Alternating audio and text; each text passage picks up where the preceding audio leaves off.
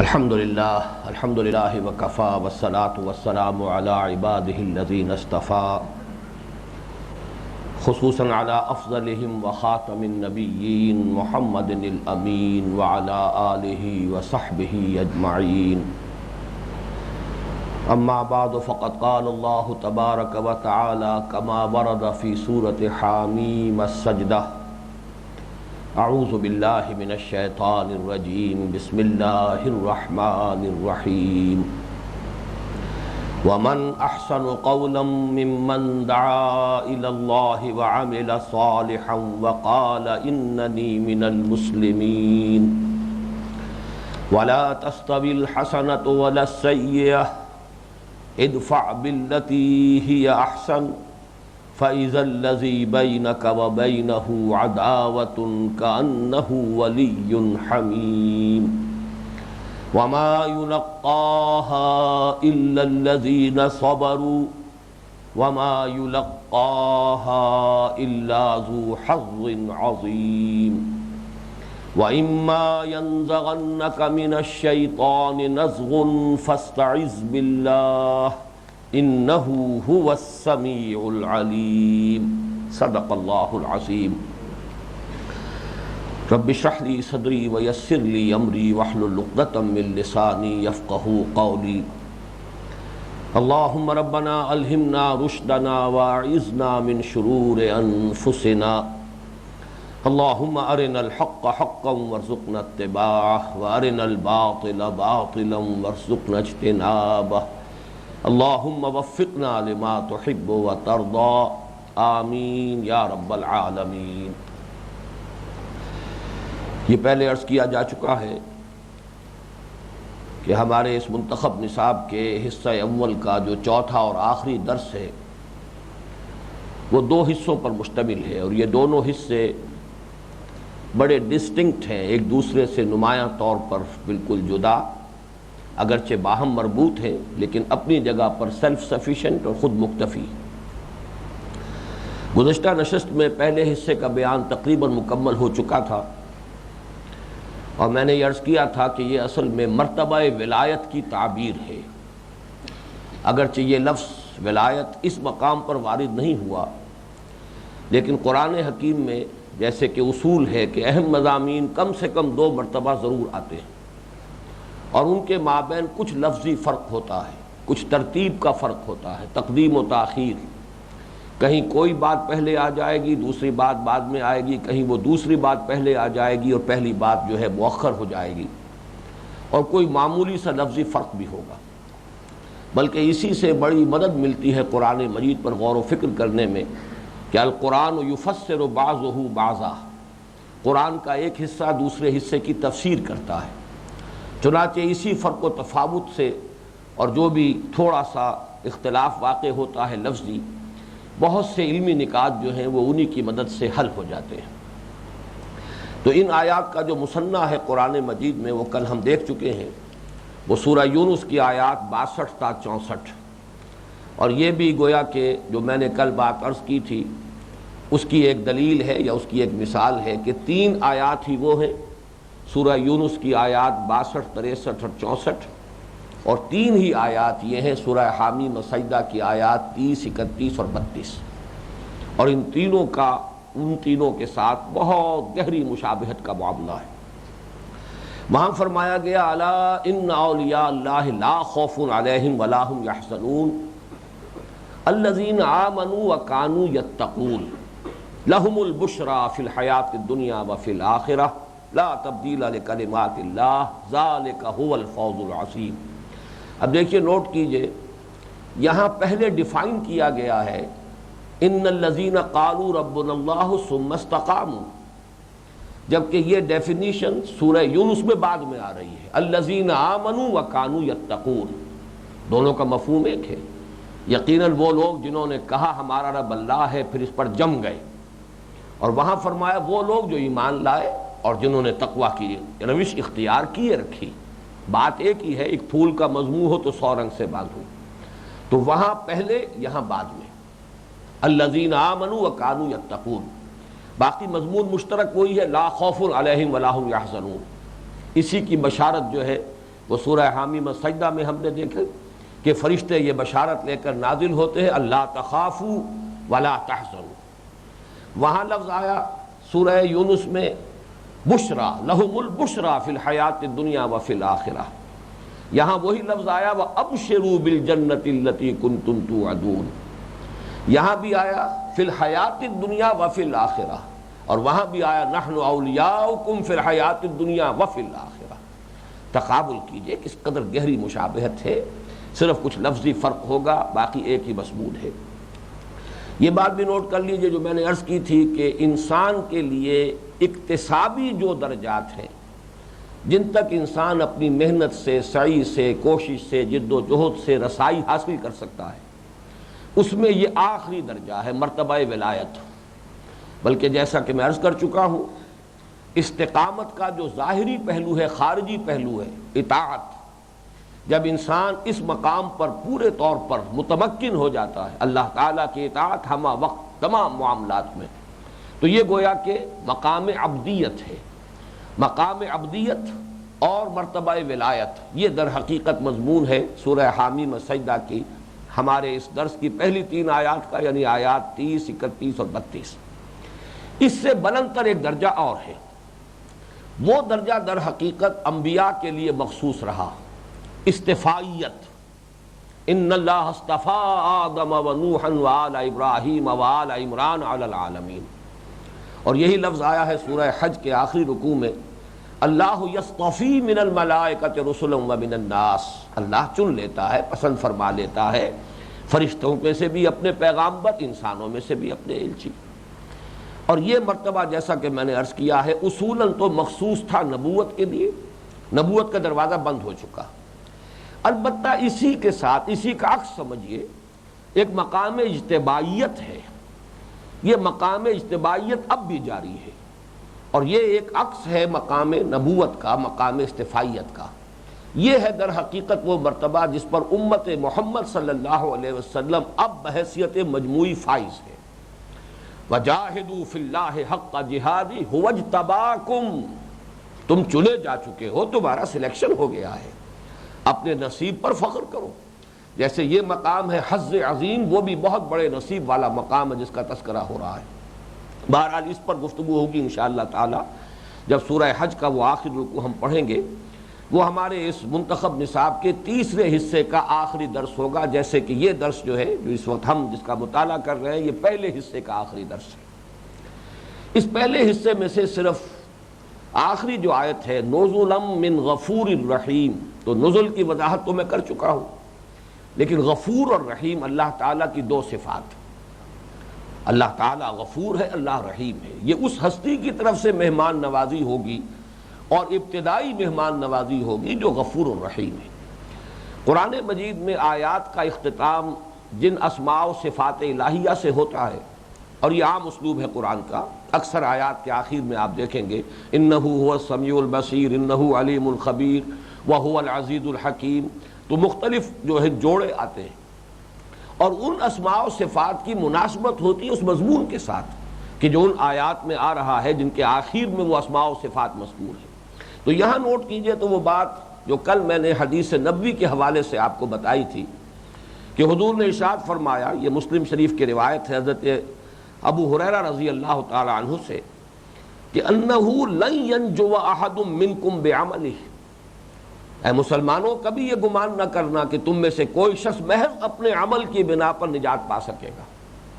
اب یہ چونکہ بڑا کیٹیگوریکل سٹیٹمنٹ تھا تو صحابہ میں سے کسی نے ہمت کی، جرأت کی، اور ہمیں ان کا ممنون احسان ہونا چاہیے کہ انہوں نے یہ ہمت کر لی، حضور سے پوچھ لیا، تو ہمیں علم اور حکمت کا یہ موتی جو ہے اللہ تعالیٰ کی طرف سے اللہ کے رسول صلی اللہ علیہ وسلم کے ذریعے عطا ہو گیا کہ جب سوال کیا ولا انت یا رسول اللہ، اے اللہ کے رسول کیا آپ بھی؟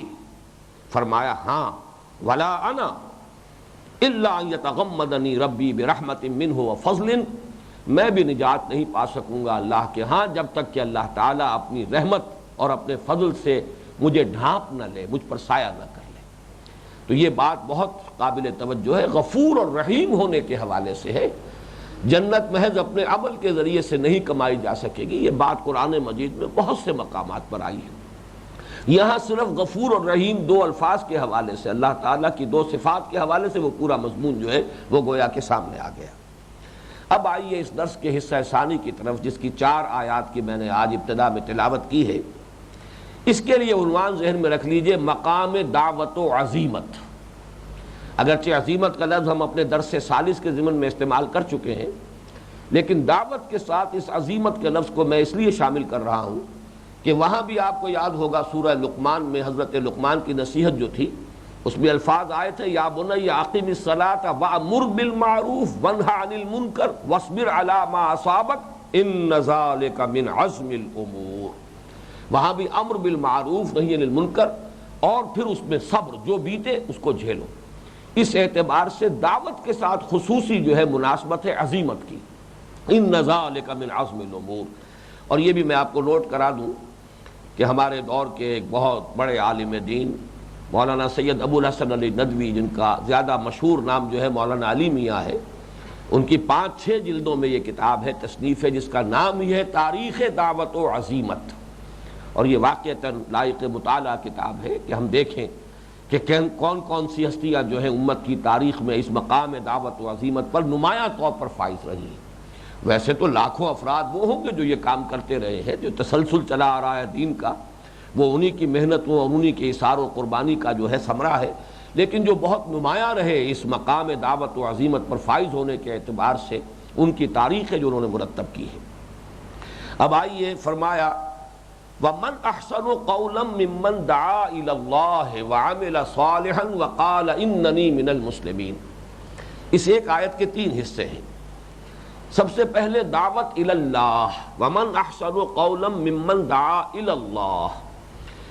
اس شخص سے بہتر کون ہوگا بات کے اعتبار سے، قول کے اعتبار سے۔ یہ قول جو آیا ہے یہاں تمیز، یہ گویا کہ مناسبت جو ہے اس کو بیان کیا جا رہا ہے کہ احسن کسی اور اعتبار سے اور بھی ہو سکتے ہیں، اپنی شکل میں، صورت میں، رنگ میں، روپ میں بہت سے لوگ احسن ہو سکتے ہیں، لیکن یہاں جن کا تذکرہ ہو رہا ہے کہ جو اپنی بات کے اعتبار سے، اپنے قول کے اعتبار سے جو سب سے اعلیٰ ہوں اور سب سے اونچے ہوں، ومن احسن قولا، کون ہوگا بہتر، کون ہوگا حسین تر قول کے اعتبار سے اس شخص کے مقابلے میں، ممن دعا الی اللہ، جس نے پکارا اور بلایا اللہ کی طرف۔ اس کے لیے بھی مثنیٰ نوٹ کر لیجئے، قرآن مجید میں سورہ نحل کے آخری حصے میں آیت نمبر 125 ہے، وہاں یہ فعل امر کی شکل میں آیا، ادعو الی سبیل ربک بالحکمت والموعظۃ الحسنۃ وجادلہم باللتی ہی احسن۔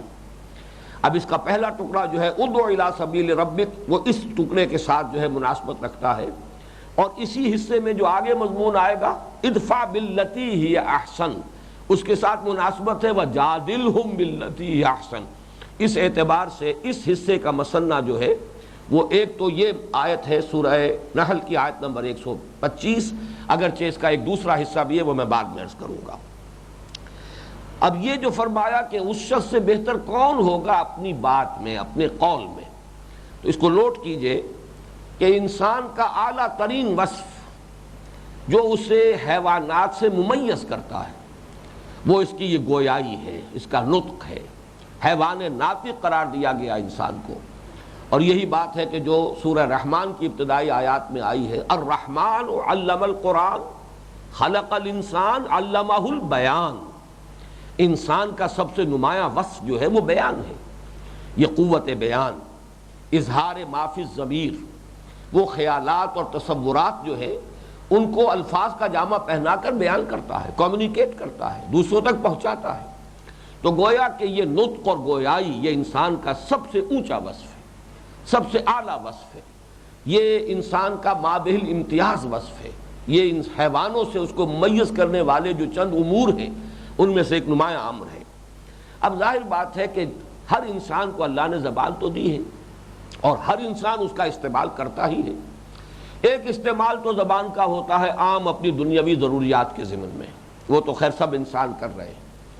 اس سے آگے اس کا جو خصوصی استعمال ہے وہ یا تو ہمارے ہاں مثلاً وکلاء ہیں، ان کی کمائی کا ذریعہ جو ہے وہ در حقیقت ان کے حسن بیان پر ہے کسی بات کو بہتر سے بہتر انداز میں، مدلل سے مدلل انداز میں، زوردار انداز میں بیان کر سکیں، اسی میں ان کی مہارت اور ان کی کامیابی جو ہے اس کا راز پنہا ہے۔ اسی طریقے سے جو عام سیاسی قائدین ہیں ان میں یہ خطابت کا وصف، ڈیمیگوگز مشہور ہیں، وہ لوگ کہ جو اپنے فن خطابت کی بنیاد پر اپنی قوموں کو جو ہے وہ موٹیویٹ کرتے ہیں، ان میں ایک جذبہ پیدا کر دیتے ہیں، پھر ان کے ڈکٹیٹر بن کر کھڑے ہو جاتے ہیں۔ چنانچہ ہٹلر کے بارے میں معلوم ہے، ڈیمیگوگ تھا، بہت بڑا خطیب اور جذبات کی رو میں لوگوں کو بہا لے جانے والا آدمی۔ اسی طرح ہمارے ہاں دنیا دار وائس، ان کا بھی اصل وصف تو یہی ہے۔ ان کے بارے میں ہم یہی کہہ سکیں گے کہ کلمۃ حق ارید بہا الباطل، بات تو وہ صحیح ہی کہتے ہیں، اگر چاہیے کہ دنیا داری کی وجہ سے وہ اس کو غیر مؤثر بنا دیتے ہیں، لا حاصل ہو جاتا ہے، ان کے لیے بھی دوسروں کے لیے بھی۔ وہ لوگوں کے لیے صرف وقتی تفنن طبع کا تو ایک ذریعہ بن جاتا ہے، لیکن یہ کہ نہ کوئی پائیدار تبدیلی لوگوں میں آتی ہے، نہ ان کے لیے کوئی آخرت میں اجر و ثواب ہے۔ بہرحال اس سے میں نے جیسے کہ اس کے ساتھ صفت ایڈ کر دی ہے کہ دنیا دار واعظ، ورنہ جو شخص خلوص اور اخلاص کے ساتھ واعظ کہے، لوگوں کو نصیحت کرے، وہ تو ایک بہت قیمتی کام ہے۔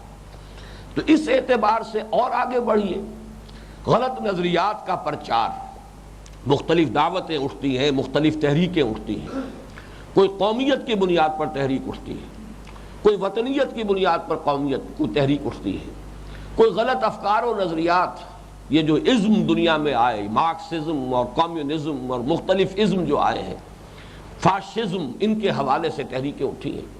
ان تمام کے پیچھے اگر آپ تجزیہ کریں گے تو وہی زبان کا استعمال ہے، وہی فن خطابت ہے، وہی قوت بیان کا استعمال ہے۔ اب یہی قوت بیان اگر استعمال ہو، وَمَنْ أَحْسَنُ قَوْلًا مِّمَّنْ دَعَا إِلَى اللَّهِ، جیسے کہ میں یہ محاورہ بہت مرتبہ استعمال کیا کرتا ہوں وہ سورۃ رحمان کی ان آیات کی وضاحت میں، کہ جیسے کہ آپ کہتے ہیں کہ توپ سے مکھیاں نہیں ماری جاتی، جتنی بڑی کوئی شے ہے اتنا ہی بڑا اس کا مصرف ہونا چاہیے، جتنی کوئی اعلیٰ شے ہے اتنا ہی اعلیٰ اس کا مصرف ہونا چاہیے۔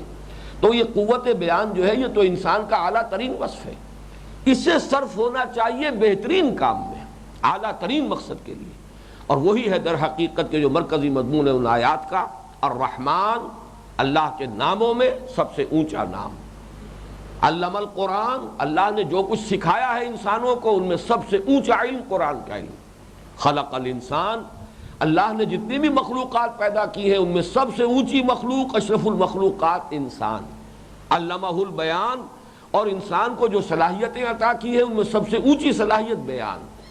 اس کا منطقی نتیجہ وہ ہے جو حدیث میں آیا ہے، بخاری شریف کی روایت ہے، حضرت عثمان ابن عفان سے مروی، خیرکم من تعلم القرآن وعلمہ، تم میں سے بہترین لوگ وہ ہیں جو قرآن سیکھیں، قرآن سکھائیں۔ اپنی اس قوت بیان کا مصرف یہ ہو کہ قرآن کو بیان کریں، تبیین کریں۔ اس اعتبار سے یہاں بھی نوٹ کر لیجئے، وَمَنْ أَحْسَنُ قَوْلًا مِّمَّنْ دَعَا إِلَى اللَّهِ وَعَمِلَ صَالِحًا، اس دعوت اللہ کے ضمن میں میں نے بالکل ابتدا میں سن 66 میں یا 65 میں میں لاہور منتقل ہوا تھا، سن 68 میں ملتان میں نے ایک تقریر کی تھی دعوت اللہ، اسی آیت پر بیس کر کے، اور وہ اس کے بعد شائع بھی ہوئی، بہت سے اس کے جو ہے ایڈیشن شائع ہو چکے ہیں، مختصر سا کتابچہ ہے۔ اب اللہ کے فضل و کرم سے ہمارا جو وہ انگریزی کتابچوں کا سیٹ ہے اس میں اضافہ ہو گیا ہے، اس کا انگریزی ترجمہ بھی شائع ہو گیا ہے۔ اس اعتبار سے مجھے یہ اطمینان ہے کہ مجھے بہت زیادہ وقت لینے کی ضرورت نہیں ہے، اب ہمارے چونکہ لٹریچر میں وہ شے موجود ہے کہ جس کو ریفر کر کے اس دعوت اللہ کے جو لوازم ہیں، جو اس کے تقاضے ہیں، ان کو تفصیل کے ساتھ سمجھا جا سکتا ہے۔ اس لیے میں آج یہاں یہ سہولت محسوس کر رہا ہوں کہ میں اجمال سے کام لے سکتا ہوں۔ حضور صلی اللہ علیہ وسلم کا ایک قول سنا کر پھر میں آگے بڑھتا ہوں، ان من الشعر لحکمۃ وان من البیان لسحرا، بہت سے شعر ایسے ہوتے ہیں کہ جو سراپا حکمت، دانائی، اور بہت سے بیان ایسے ہوتے ہیں کہ جو جادو اثر ہوتے ہیں، ان میں جادو کا سا اثر ہوتا ہے، وہ سحر کا کام کرتے ہیں۔ تو اس صلاحیت کو اللہ تعالیٰ نے جس کو بھی عطا کیا ہو اسے چاہیے کہ وہ اسے دعوت اللہ میں اس صلاحیت کو صرف کرے۔ اب آئیے یہاں جو فرمایا وَمَنْ أَحْسَنُ قَوْلًا مِّمَّنْ دَعَا إِلَى اللَّهِ، اور وہاں فرمایا ادعو إِلَى سَبِيلِ رَبِّكَ، تو نوٹ کر لیجئے ان دونوں میں کوئی فرق نہیں ہے۔ بالکل اسی طریقے سے جہاد فی اللہ اور جہاد فی سبیل اللہ، ان میں کوئی فرق نہیں ہے۔ خام خواہ لوگوں نے جہاد فی اللہ کا مفہوم کچھ اور بنانے کی کوشش کی ہے۔ اللہ کی طرف بلانا، اللہ کے راستے کی طرف بلانا، کوئی فرق نہیں۔ اسی طریقے سے اللہ کے لیے جہاد کرنا، اللہ کے راستے میں جہاد کرنا، کوئی فرق نہیں۔ تو اسی اعتبار سے وہ مثنیٰ سامنے رہے، ادعو الی سبیل ربک۔ اسی طریقے سے سورہ یوسف میں کہلوایا گیا قل ھذہ سبیلی ادعو الی اللہ علی بصیرۃ انا ومن اتبعنی۔ کہیں دعوت الی اللہ کا لفظ آئے گا، کہیں دعوت الی سبیل رب یا سبیل اللہ کی طرف آئے گا۔ لیکن اگلا ٹکڑا ہے وعامل صالحا۔ یہاں جو یہ عمل صالح کا تذکرہ ہو رہا ہے، یہ دعوت کی تاثیر کی شرط لازم کے طور پر۔ دعوت مؤثر ہوگی دعوت الی اللہ جبکہ وہ داعی جو ہے وہ خود اس کا عمل درست ہو، اس کا عمل شاہد بنے، نمونہ بنے، دلیل بنے، حجت بنے۔ یہی ہے در حقیقت اس کی تاثیر کی اصل جو شرط ہے اور اس کی کنجی ہے، اس کی کلید ہے۔ اس اعتبار سے بھی میں نہیں سمجھتا کہ کچھ بہت زیادہ تفصیل میں جانے کی ضرورت ہے۔ قرآن مجید میں بھی مذمت آئی ہے ان لوگوں کی کہ جو لوگوں کو خیر کی دعوت دیتے ہوں، نیکی کی تلقین کرتے ہوں، بھلائی کی طرف بلاتے ہوں اور خود اپنے آپ کو بھول جاتے ہیں۔ چنانچہ سورہ بقرہ کے 5ویں رکوع میں جس کا تذکرہ جو ہے اسی درس کے ضمن میں پہلے بھی ہو چکا ہے، 7 آیات پر مشتمل وہ رکوع جو ہے وہ اہل کتاب سے خطاب کے ضمن میں بمنزلہ سورہ فاتحہ ہے، اسی درجے کی فضیلت کی حامل وہ 7 آیات ہیں۔ وہاں فرمایا گیا تأمرون الناس بالبر وتنسون انفسکم وانتم تتلون الکتاب افلا تعقلون۔ کیا تم لوگوں کو نیکی کا حکم دیتے ہو، بھلائی کی تلقین کرتے ہو اور اپنے آپ کو بھول جاتے ہو، درحال کہ تم کتاب کی تلاوت کرتے ہو، تو کیا تم عقل سے کام نہیں لیتے؟ اس کتاب کو بس ایسے ہی پڑھ جاتے ہو تورات کو کہ جس کو سمجھتے نہیں اور غور نہیں کرتے۔ جیسے قرآن مجید کے بارے میں فرمایا فلا یتدبرون القرآن ام علی قلوب اقفالها، کیا یہ قرآن پر تدبر نہیں کرتے یا ان کے دلوں پر تالے پڑ چکے ہیں؟ تو یہاں پر بھی نوٹ کر لیجئے، اور اسی طرح احادیث میں بھی مذمت وارد ہوئی ہے اس شخص کی کہ جو خیر کی دعوت دے، خود تو لوگوں کو بھلائی کی طرف بلائے لیکن اس پر خود عامل نہ ہو۔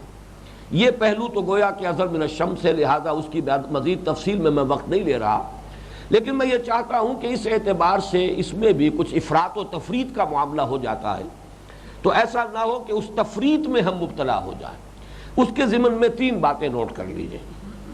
جہاں تک عمل صالح کا تعلق ہے، ظاہر بات ہے کہ اس کے درجات بہت بلند بھی ہیں، اور کسی انسان کے لیے کبھی بھی یہ ممکن نہیں ہو سکتا کہ وہ یہ کہہ سکے کہ میں نے عمل صالح کی تکمیل کر لی، بلکہ اگر کوئی شخص یہ کہے گا تو گویا کہ وہ مغرور ہے، زوم میں مبتلا ہے، وہ خامخواہ کے عجب میں اور تکبر میں مبتلا ہو گیا ہے۔ یہاں سے تو ترقی معکوس شروع ہو جائے گی۔ تو یہ سلسلہ تو جاری رہنا ہے، اس کے اندر انسان جو ہے بلند سے بلند تر ہے، جستجو کی خوب سے ہے خوب تر کہاں۔ لہذا ایسا نہیں ہونا چاہیے کہ انسان اس وجہ سے دعوت کے عمل کو روکے رکھے جب تک میں اپنے عمل کی تکمیل نہ کر لوں، اس لیے کہ تکمیل تو وہ کبھی ہوگی ہی نہیں۔ اس اعتبار سے یہ تفریط کا معاملہ ہے۔ ایک تو وہ درجہ ہے کہ سرے سے انسان اپنے آپ کو بھولے ہوئے ہو، صرف واعظ کہہ رہا ہو لوگوں کے دکھاوے کے لیے یا کچھ دنیا کی چیزیں حاصل کرنے کے لیے۔ اگر یہ ہو رہا ہے تو یہ وہ افراط ہے، اور یہ تفریط دوسرے درجے پر آ جائے گی، دوسری انتہا پر، کہ انسان اس دعوت کے عمل کو روکے رکھے۔ اس میں یہ ہے کہ سائیڈ بائی سائیڈ یہ چیزیں چلتی رہنی چاہیے۔ اس اعتبار سے اگر انسان اس وجہ سے رکا رہ جائے گا تو آپ سوچئے کہ فائدہ شیطان کا ہوگا، نقصان دین کا ہوگا۔ اس لیے اس کو کبھی بھی رکاوٹ نہیں بننا چاہیے۔ پھر دوسری بات یہ نوٹ کیجئے کہ دعوت بلا عمل بھی بالکل غیر مؤثر نہیں ہے۔ آخر کچھ لوگ تو ایسے بھی ہوتے ہیں کہ جو اس اصول پر عمل کر سکیں۔ اصول بہت قیمتی ہے۔ انظروا الی ما قال ولا تنظروا الی من قال، یہ اصول 100% درست ہے۔ تم یہ دیکھا کرو کہ کسی نے کیا کہا ہے، یہ نہ دیکھا کرو کس نے کہا ہے۔ یہ میں سمجھتا ہوں کہ در حقیقت جو انسان بھی اپنے لیے بہتری چاہتا ہے وہ تو تلاش میں ہوگا مجھے کلمہ حق جہاں سے مل جائے، جیسے کہ فرمایا حضور نے کہ الحکمت ضالۃ المؤمن هو احق بها حیث وجدها۔ چاہے کسی چور کے پاس ہے آپ کا سامان، آپ لبکیں گے کہ یہ میری شے ہے۔ اسی طریقے سے حکمت کا کوئی موتی جو ہے کسی ایسے شخص کی طرف سے آ رہا ہے جو خود اپنے کردار اور سیرت کے اعتبار سے اس کے ساتھ متناسب کوئی کوئی تعلق نہیں رکھتا، نسبت نہیں رکھتا، تب بھی حکمت کا موتی تو موتی ہے۔ ہیرا تو ہیرا ہوگا چاہے وہ گندگی میں پڑا ہو، انسان اس گندگی میں سے بھی اس کو اٹھائے گا، صاف کرے گا اس کو، اس لیے کہ اسے تو اس ہیرے کی طلب ہے، اسے تو حکمت اور ہدایت جو ہے اس کی طلب اور آرزو ہے۔ اور ایسے لوگ ہوتے ہیں جن میں یہ صلاحیت ہوتی ہے، یقیناً کم ہوتے ہیں، لہذا تاثیر دعوت کا دائرہ محدود تو ہو جائے گا، اس میں کوئی شک نہیں، اس لیے کہ عوام الناس تو یہی دیکھیں گے کہ عمل کیا ہے، جب تک کہ وہ کشش محسوس نہیں کریں گے عمل کے اعتبار سے، سیرت و اخلاق کے اعتبار سے، وہ آپ کی بات بھی نہیں سنیں گے۔ بلکہ یہ کہ واقعتاً یہ ہے کہ اگر گیپ بہت زیادہ ہو، اگر ڈسپیرٹی جو ہے وہ بہت گراس ہو، تو پھر یقیناً دعوت بالکل غیر مؤثر بھی ہو جائے گی، بلکہ ایک منفی نتیجہ بھی نکل آئے گا کہ ایک منفی تاثر قائم ہو اور دعوت ہی بدنام ہو جائے کہ جب ایسا شخص پیش کر رہا ہے جس کی دھیلے کی وقت نہیں ہے اپنے سیرت و کردار کے اعتبار سے، تو اس بات کی بھی پھر کیا وقت ہے، اس پر توجہ دینے سے کیا حاصل ہے۔ لیکن یہ اس انتہا پر ہوگا جبکہ در حقیقت وہ ایک گیپ جو ہے بہت زیادہ نمایاں، لیکن یہ کہ ایک انسان کوشش کر رہا ہے، اپنے طور پر بھی آگے بڑھ رہا ہے۔ پھر یہ بھی نوٹ کیجئے کہ دعوت بلا عمل جو ہے وہ خود داعی کے حق میں بہت مفید ہے، الا یہ کہ بدنیتی ہو، اس لیے کہ خود داعی کے لیے وہ آٹو سجیشن کے درجے میں بات آ جاتی ہے۔ بار بار ایک بات کو تکرار کرتے ہیں آپ، جس کو کہ جدید سائیکالوجی میں آٹو سجیشن کہتے ہیں، یہ بات بہتر ہے، یہ بات اچھی ہے، یہ بات صحیح ہے، یہ بات غلط ہے، کہتے کہتے انسان کے اپنے اوپر، اپنے باطن پر اس کا اثر پڑتا ہے۔ اور یہ کہ اگر ضمیر بالکل ہی مر چکا ہو تو بات دوسری ہے، ذرا بھی اس میں زندگی کی حرارت اگر ہوگی تو انسان جو ہے دروں بینی سے کام لے گا، اپنے دامن کو دیکھے گا، اپنے باطن میں جھانکے گا، تو یہ دعوت جو ہے الی الخیر یا دعوت الی اللہ، یہ یقیناً اگرچہ عمل جو ہے اس درجے کا نہ ہو تب بھی مفید ہے۔ یہ میں نے چند نکات اس لیے نوٹ کرا دیے ہیں کہ اس کی وجہ سے دعوت کے عمل سے دستکش ہونا درست نہیں ہے۔ اب آگے چلیے، فرمایا وَمَنْ أَحْسَنُ قَوْلًا مِّمَّنْ دَعَا إِلَى اللَّهِ وَعَمِلَ صَالِحًا وَقَالَ إِنَّنِي مِنَ الْمُسْلِمِينَ، اور وہ کہے کہ میں بھی مسلمانوں ہی میں سے ہوں۔ اس کا یہاں کیا محل ہے، کیا مقام ہے، کیا ربط ہے، کس وجہ سے یہ الفاظ یہاں آئے؟ دو پہلو سامنے آتے ہیں۔ ایک تو یہ کہ یہ کلمہ تواضع ہے کہ میں کوئی شے دیگر نہیں ہوں، مجھے کچھ اور ہونے کا دعویٰ نہیں ہے، میں بھی مسلمانوں میں سے ہوں۔ یہ در حقیقت یہ تواضع کا کلمہ ہے، اور دعوت کی تاثیر کے لیے تواضع بہت ضروری ہے، اس لیے کہ تکبر اور تعجب جہاں ہوگا، تعجب جو ہے عجب سے میں لفظ استعمال کر رہا ہوں، جہاں عجب ہوگا، جہاں بھی تکبر اور عجب ہوگا، وہاں واقعہ یہ ہے کہ جس کو ہم کہتے ہیں کہ کچھ انویزیبل چینلز ہوتے ہیں کہ جس سے انسان دوسرے انسانوں پر اثر انداز ہوتا ہے۔ اگر آپ میں تکبر ہے، اگر آپ میں عجب ہے، اگر آپ میں اپنے کچھ ہونے کا بہت احساس ہے، تو اس کا نتیجہ نکلے گا کہ لوگ آپ سے بھاگیں گے، آپ کے قریب نہیں آئیں گے۔ تواضع ہے وہ آپ کی طرف آئیں گے، یہ اس کا ایک منطقی اور فطری نتیجہ ہے۔ اس اعتبار سے تواضع جو ہے، اس کو اگر آپ چاہیں تو اب نوٹ کیجئے، ہمارا تیسرا سبق جو تھا اس کے بھی آخر میں جو آیت آئی تھی، وَلَا تُصَعِّرْ خَدَّكَ لِلنَّاسِ وَلَا تَمْشِ فِي الْأَرْضِ مَرَحًا إِنَّ اللَّهَ لَا يُحِبُّ كُلَّ مُخْتَالٍ فَخُورٍ، وہ جو دعوت کا وہاں عمل آیا تھا، وَأْمُرْ بِالْمَعْرُوفِ وَانْهَ عَنِ الْمُنكَرِ وَاصْبِرْ عَلَىٰ مَا أَصَابَكَ إِنَّ ذَٰلِكَ مِنْ عَزْمِ الْأُمُورِ، یہ بڑے ہمت کے کاموں میں سے ہے۔ اور اس کا لیے ایک اس کا تقاضا یہ بھی ہے، تکبر ویسے بھی بری شے ہے، عجب ویسے بھی بری شے ہے، اس کو مہلکات میں ہی اشدہن شمار کیا ایک حدیث میں کہ حضور نے فرمایا ثلاث منجیات و ثلاث مہلکات، تین وصف ایسے ہیں جو انسان کو نجات دینے والے ہیں، تین ایسے ہیں کہ جو انسان کو ہلاک کرنے والے ہیں۔ ہلاک کرنے والوں میں فرمایا وَإِعْجَابُ الْمَرْءِ بِنَفْسِهِ وَهِيَ أَشَدُّهُنَّ، انسان کا اپنے آپ کو کچھ سمجھنا، ہم چما دیگرے نیست، بس میں تو اب وہاں پہنچ گیا ہوں۔ اور ظاہر بات ہے جو شخص مقام دعوت پر فائز ہو گیا ہے وہ بڑے شدید خطرے میں ہے، اس لیے کہ بہرحال اس نے کچھ منزلیں طے کی ہیں اپنے علم میں، اپنے فہم میں، اپنی سمجھ میں، اور اس نے کچھ نہ کچھ اپنے دامن کو بھی صاف کیا ہے، اپنے باطن کی بھی صفائی کی ہے۔ تو شیطان جو ہے اس پر جو سب سے کاری وار کرے گا وہ یہی ہے کہ اس کے اندر ایک خود پسندی پیدا ہو جائے، اس کے اندر ایک عجب پیدا ہو جائے، اپنے کچھ ہونے کا احساس پیدا ہو جائے، اپنی بڑائی اور کبریائی کا احساس پیدا ہو جائے، تکبر پیدا ہو جائے۔ اور جیسے کہ آپ کو معلوم ہے یہ بدترین شے ہے، مہلکات میں شدید ترین ہے۔ انسان کو تباہ و برباد کرنے والی چیزوں میں سے سب سے زیادہ مؤثر شے، سب سے زیادہ مہلک شے۔ اس اعتبار سے جیسا کہ میں نے عرض کیا، یہ جو اعتدال کا معاملہ ہے، جیسے ابھی افراط و تفریط کی بات ہو رہی تھی، نہ یہ ہو کہ انسان جو ہے وہ دعوت کو ترک کر بیٹھے اس لیے کہ ابھی تو میرا عمل اس قابل نہیں، اور نہ یہ ہو کہ انسان سرے سے اپنے آپ کو بھول جائے۔ یہ اعتدال کو آسان کام نہیں ہے۔ بارہا میں نے عرض کیا ہے کہ توازن اور اعتدال بڑی انکا چیزیں ہیں، اس لیے کہ جو وہ الفاظ آتے ہیں محاورے میں، بال سے زیادہ باریک اور تلوار کی دھار سے زیادہ تیز راستہ پل صراط، در حقیقت دنیا میں بھی ہم پل صراط پر چل رہے ہوتے ہیں۔ تو انسان کے اندر یہ عجب، اور دوسری طرف جو ہے انسان اپنے آپ کو گرا رہا ہے اور سائل بن کر لوگوں کے سامنے جا رہا ہے، احتیاج اپنی لوگوں کے سامنے پیش کر رہا ہے، گویا کہ عزت نفس کا جو دھیلا قرارا، ان دونوں کے درمیان اعتدال بھی بہت مشکل۔ جیسے وہ دعوت کو چھوڑ دینا اس وجہ سے کہ ابھی میں کامل نہیں، اسی طریقے سے دوسرے برعکس کہ دعوت دیے چلے جانا اور اپنے آپ کو بھولے رہنا۔ اتامرون الناس بالبر وتنسون انفسکم وانتم تتلون الکتاب، ان کے مابین بھی اعتدال آسان نہیں۔ بہرحال ایک بات سامنے ہو کہ اعتدال مطلوب ہے، حتی الامکان انسان کوشش کرے۔ اسی طرح خود پسندی اور خامخواہ کو اپنے آپ کو لوگوں کے سامنے اپنی عزت نفس جو ہے اس کا دھیلا کرا لینا، یہ دونوں چیزیں پسند نہیں ہیں، ان کے مابین ایک توازن کی ضرورت ہے۔ بہرحال ایک تو اننی من المسلمین جو ہے یہ کلمہ تواضع ہے، میں مسلمانوں ہی میں سے ہوں۔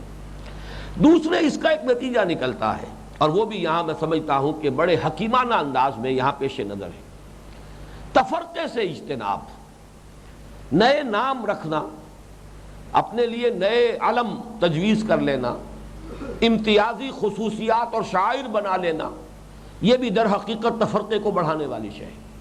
کوشش کرو اپنے آپ کو ملت کی وحدت میں گم کرنے کی، کام کرو۔ جیسے کہ اب ہمارے ہاں اس میں بھی بڑی افراط و تفریط کا معاملہ رہا ہے، پھر وہی بات آ رہی ہے۔ ایک زمانہ تھا کہ ہمارے ہاں کسی شخص کا نام مکمل نہیں ہوتا تھا، فلاں ابن فلاں الحنفی، اور اس کے بعد پھر یا چشتی، دو نسبتیں اپنی جب تک نمایاں کرے نام نہیں آتا تھا۔ معلوم ہونا چاہیے کہ فقہ میں وہ کون سی فقہ کا مقلد ہے، اور وہ جو سلاسل ہیں تصوف کے ان میں سے کون سے سلسلے سے منسلک، وہ ناموں کے مستقل جز بن جاتے تھے۔ اسی طریقے سے ایک دوسری انتہا آج ہمارے سامنے ہے، پاکستان میں خاص طور پر بہت بڑا فتنہ، اسی آیت سے لفظ اخذ کیا گیا جماعت المسلمین۔ کچھ لوگوں نے اپنا نام رکھ لیا جماعت المسلمین، اور موقف یہ اختیار کیا کہ اگر کوئی شخص اپنے آپ کو حنفی کہتا تو بھی مشرک ہے، کوئی اپنے آپ کو اہل حدیث کہتا تو بھی مشرک ہے۔ حالانکہ یہ مسلک ہے، ان میں کوئی حرج نہیں ہے، اس سے زیادہ نمایاں کرنے کی بھی ضرورت نہیں ہے، لیکن یہ کہ اس کو کوئی انسان اگر کسی ایک مسلک کو اختیار کیے ہو تو کوئی شرک بھی نہیں ہے۔ اور اس حد تک اب یہ جماعت جو ہے انتہا پسندی میں آگے بڑھ چکی ہے کہ جو بھی اپنے آپ کو حنفی کہے وہ مشرک، جو اہل حدیث کہے وہ مشرک، جو حنبلی اپنے آپ کو قرار دے وہ مشرک، اور مشرکوں کے پیچھے نماز نہیں ہوتی اور مشرکوں کو سلام نہیں کیا جا سکتا۔ لہذا اب انہوں نے اپنا نام، حالانکہ تفرقہ خود کر رہے ہیں، اب مسلمانوں میں سے ایک اور ٹکڑا کاٹ کر اپنی علامت جو ہے اپنے علم کے طور پر نام اختیار کر لیا جماعت المسلمین، اور کہتے ہیں بس جو حق ہے اور اسلام ہے وہ اس میں دائر ہے، ہماری ہی اس جماعت کے اندر ہے، باقی سب گویا کہ اسلام کے دائرے سے خارج ہے۔ بہت سے اچھے کام، بہت سے نیک نیتی کے ساتھ شروع ہونے والے کام انتہا پسندی کا شکار ہو کر فتنہ بن جاتے ہیں۔ اس اعتبار سے یہ تفرقے سے بچنے کے لیے بھی، بلکہ مجھے یاد آ رہا ہے میرے استاد مولانا منتخب الحق رحمۃ اللہ علیہ، ان کا انتقال ہو گیا ہے، وہ چونکہ بہار سے تعلق رکھتے تھے اور بہاریوں کی زبان میں ہم کا لفظ بہت ہے، وہ اکیلا کوئی شخص جا رہا ہو تو ہم جا رہے ہیں، ہم کر رہے تھے۔ تو ایک مرتبہ میں نے ان سے کہا کہ یہ ہم کا لفظ آپ کیوں استعمال کرتے ہیں اس کثرت کے ساتھ، اس میں تو کچھ تکبر کی بو آتی ہے۔ جواب انہوں نے جو دیا بہت پیارا تھا، انہوں نے کہا ہمارے نزدیک میں زیادہ تکبر ہے، میں، انانیت کا مظہر تو لفظ میں ہے۔ ہم تو اپنے آپ کو جماعت میں گم کر دیتے ہیں، اپنی انفرادیت کو گویا کہ وہ جمعیت میں گم کر کے بات کر رہے ہوتے ہیں، ہم جا رہے ہیں۔ میں زیادہ تکبر کا پہلو انہیں نظر آتا ہے۔ بہرحال یہ نقطے کے اعتبار سے ایک عمدہ بات تھی۔ اس وقت یہ ادھر میرا ذہن اس لیے منتقل ہو گیا کہ ملت کی وحدت میں گم ہونے کی کوشش ہونی چاہیے۔ تو اقبال کا مصرع ہے، قبائل ہو ملت کی وحدت میں گم. تو یہ ملت کی وحدت میں گم کرنے کی کوشش ہو، بجائے اس کے کہ کوئی اپنے امتیازی شعائر، امتیازی علامات. اب یہاں ہے کسی نے وہ ہری پگڑی باندھنی شروع کر دی ہے، وہ علامت ہے ایک خاص جماعت کی. کچھ لوگ ہیں وہ سیاہ پگڑیاں جو ہے اس کو اپنی شاعر بنائے ہوئے ہیں. یہ مختلف قسم کے شاعر جو ہیں مختلف جماعتوں نے اور مختلف جو گروہ ہیں انہوں نے بنائے ہیں اپنے آپ کو ممیز کرنے کے لیے. مسجدوں میں چند چیزیں جو لکھی جاتی ہیں وہ ممیز کرنے کے لیے. مسجد کے پیشانی پر لکھا ہوگا یہ مسجد حنفیہ ہے یا یہ مسجد اہل حدیث ہے. یہ ساری چیزیں جو ہے یہ در حقیقت پسندیدہ نہیں ہے. مسجد مسجد ہے. انسان انفرادی طور پر کسی مسلک کا عامل ہو وہ ایک مجبوری ہے. اب ظاہر بات ہے کہ براہ راست استنباط قرآن اور سنت سے کرنا ہر شخص کے بس کا روگ نہیں ہے. یہ تو وہی کر سکتے ہیں جو مجتہد ہوں، جنہوں نے اس میں اپنی زندگیاں کھپائی ہوں. وہ کسی پر اعتماد ہے، اس کے اعتماد کی بنیاد پر جو ان کا استنباط ہے قرآن و سنت سے اس پر عمل کر رہے ہیں. تو اس کو بھی اس طریقے سے جو ہے خام خواہ اسے یعنی کنڈیم کرنا یہ بھی ایک انتہا پسندی ہے. لیکن دعوت کی یہاں پر دو شرطیں بیان ہوئیں. وَمَنْ أَحْسَنُ قَوْلًا مِّمَّنْ دَعَا إِلَى اللَّهِ وَعَمِلَ صَالِحًا وَقَالَ إِنَّنِي مِنَ الْمُسْلِمِينَ اللہم ربنا اجعلنا منہم اللہم ربنا اجعلنا منہم. اب اگلی آیت پر آئیے.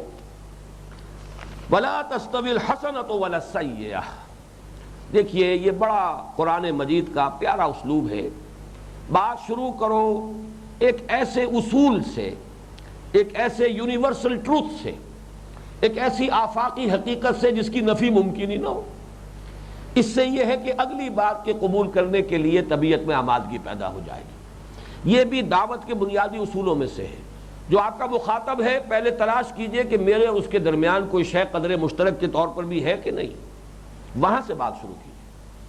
اگر آپ بات وہاں سے شروع کریں گے جو مابہل اختلاف ہے تو یہ بات کبھی نتیجہ خیز نہیں ہوگی. وہ خلیج کبھی پاٹی نہیں جا سکے گی. اس کی میں مثال دیا کرتا ہوں جیسے زپ ہوتا ہے. وہ زپ کو نیچے سے کھینچیں گے تو سارا بند ہوتا چلا جائے گا. اوپر سے جوڑنے کی کوشش کی تو نہیں جڑے گا وہ. تو اس اعتبار سے گفتگو شروع ہو دعوت کے لیے کسی قدر مشترک سے. اللہ ربنا و ربکم لنا اعمالنا و لکم اعمالکم.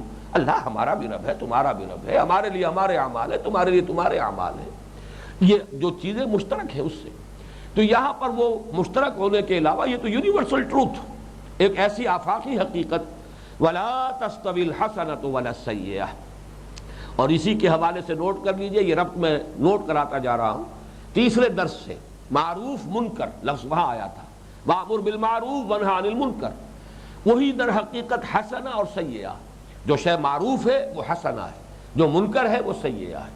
تو ظاہر بات ہے کہ فطرت انسانی پہچانتی ہے، منکر سے ابا کرتی ہے، معروف کی طرف اسے کشش محسوس ہوتی ہے، اس کی طرف میلان ہے. چاہے کسی سبب سے جا نہ سکے، بڑھ نہ سکے، کوئی مجبوری ہو، کوئی مصلحت ہو، کوئی خوف ہو، کوئی اندیشہ ہو، لیکن طبیعت کی کشش ہے. انسان کی فطرت جو ہے وہ خیر کی طرف بڑھنا چاہتی ہے. یہاں فرمایا دیکھو نیکی اور بدی، خیر اور شر، بھلائی اور برائی برابر نہیں ہے. نتیجہ اس کا کیا نکالنا؟ ادفع باللتی ہی احسن. دفاع کرو، دفع کرنا دور کرنا. ادفع دور کرو یعنی مخالفت کو دور کرو. تمہاری جو مزاحمت ہو رہی ہے دعوت کے راستے میں اس سے نبردازمہ ہونے کے لیے، اس سے نبٹنے کے لیے طریقہ وہ اختیار کرو. ادفع باللتی ہی احسن، جو سب سے عمدہ، اعلیٰ ترین. دعوت تمہاری سب سے بلند ہے، دعوت اللہ من احسن قولا. تو جیسے وہ افعل التفضیل کا صیغہ ہے، سپرلیٹو، من احسن قولا ممن دعا الی اللہ. اسی طریقے سے مخالفت جب ہو، اور مخالفت تو ہوگی، لیکن یہ کہ اس مخالفت کے جواب میں تمہارا طرز عمل کیا ہونا چاہیے؟ ادفع باللتی ہی احسن. دفاع کرو اس طور سے جو نہایت عمدہ بلکہ سب سے عمدہ. اس میں در حقیقت، اور اس سے جیسا کہ میں نے عرض کیا تھا جو سورہ نحل کی آیت نمبر 125 ہے وہاں بھی الفاظ آئے وَجَادِلْهُمْ بِالَّتِي هِيَ أَحْسَنُ. جدال کی ضرورت ہی پڑ جائے، ظاہر بات ہے مخالفین کی طرف سے مخالفت ہو رہی ہے، جواب دینا پڑے گا، وضاحت کرنی پڑے گی. ان کے الزامات اگر ہیں غلط ہیں، جھوٹے ہیں، ان کی وضاحت کرنی ہوگی، صفائی کرنی ہوگی. دفاع تو ضروری ہے، لیکن یہ کہ وہ جدال ہو، دفاع ہو باللتی ہی احسن. وہی الفاظ جادلہم باللتی احسن، ادفع باللتی ہی احسن. اس میں گویا کہ اشارہ ہے کس بات کی طرف؟ یہ جو ایک نقشہ ہے ہمارے سامنے محمد الرسول اللہ صلی اللہ علیہ وسلم کا مکے میں جو 12-13 برس آپ کے، یہ جو انداز ہے کہ لوگ گالیاں دیں آپ دعائیں دیں، لوگوں کی طرف سے پتھراؤ ہو آپ پھول پیش کریں، پھولوں کے بدلے میں جواب میں پتھر، گالیوں کے جواب میں دعائیں۔ جو کچھ ہوا ہے طائف میں، جو کچھ حضور کے ساتھ سلوک کیا طائف والوں نے، وہ آپ کو معلوم۔ لیکن آخر میں جب آیا ہے وہ ملک الجبال، وہ فرشتہ جو پہاڑوں پر معمور ہے، اس نے عرض کیا ہے کہ اللہ نے مجھے بھیجا، اگر آپ فرمائیں تو ان پہاڑوں کو ٹکرا دوں جن کے مابین یہ طائف کا شہر آباد ہے، کہ اس کے رہنے والے پس کر سرما بن جائیں۔ آپ نے فرمایا نہیں، کیا عجب کہ اللہ تعالیٰ ان کی آئندہ نسلوں کو ہدایت دے دے۔ اور جب بھی کبھی ایسا معاملہ ہوتا تھا، رب اہد قومی انہم لا یعلمون، پروردگار میری قوم کو ہدایت دے دے۔ یہ جانتے نہیں، جو کچھ کر رہے ہیں یہ در حقیقت ناواقفیت میں کر رہے ہیں، جہالت میں کر رہے ہیں، ان کے تعصبات ہیں، ان کی عصبیتیں ہیں آبائی، جس کی وجہ سے ان کی آنکھوں اور کانوں پر پردے پڑ گئے۔ تو فرمایا ادفع باللتی احسن، اس کا نتیجہ کیا نکلے گا؟ فَإِذَا الَّذِي بَيْنَكَ وَبَيْنَهُ عَدَاوَةٌ كَأَنَّهُ وَلِيٌّ حَمِيمٌ، تو وہی شخص کہ جس کے اور آپ کے مابین، جس کے اور تمہارے مابین دشمنی ہے، ایسے ہو جائے گا جیسے نہایت گرم جوش دوست، نہایت جگری دوست، جسے ہم محاورے میں کہیں گے۔ یہاں بھی اگر نوٹ کریں گے تو معلوم ہوتا ہے کہ فطرت انسانی پر یہ ووٹ آف کانفیڈنس ہے جو ظاہر کیا جا رہا ہے۔ انسان کتنا ہی برا ہو، اگر فطرت بالکل مست نہ ہو چکی ہو، اگر بالکل مر نہیں چکا ہے اندر کا انسان، ضمیر میں کوئی رمق بھی ہے، تو آخر کوئی وقت آئے گا کہ سوچے گا، وہ اپنے طرز عمل کو دیکھے گا اور داعی کے طرز عمل کو دیکھا، میں کیا کر رہا ہوں، یہ کیا کرتا رہا ہے، میں نے الزامات لگائے ہیں اور اس نے جو ہے مجھے دعائیں دی ہیں، یا میرے لیے خیر چاہا ہے، میں نے اس کے لیے برا چاہا ہے، وہ میری خیر خواہی میں لگا رہا ہے۔ اور یہ انسان کی فطرت ہے، آخر اس سے وہ متاثر ہوتی ہے، اثر پذیر ہوتی ہے، اس کا نتیجہ نکلتا ہے فَإِذَا الَّذِي بَيْنَكَ وَبَيْنَهُ عَدَاوَةٌ كَأَنَّهُ وَلِيٌّ حَمِيمٌ۔ یہاں یہ نوٹ کر لیجئے، یہ مقام دعوت کی بات ہے، میں بعد میں ذرا تفصیل سے عرض کروں گا۔ اس سے اوپر بھی ایک مقام ہے، وہ مقام اقامت دین کا مقام ہے، اس کے تقاضے کچھ مختلف ہیں۔ جیسے مقام ولایت سے اوپر مقام ہے استفائیت اور اجتبائیت کا، ایسے ہی مقام دعوت سے بلند تر ایک مقام ہے مرحلہ اقامت دین، دین کو قائم کرنے کی جد و جہد میں۔ وہاں کچھ اور تقاضے بھی ہیں جو بعد میں واضح کروں گا۔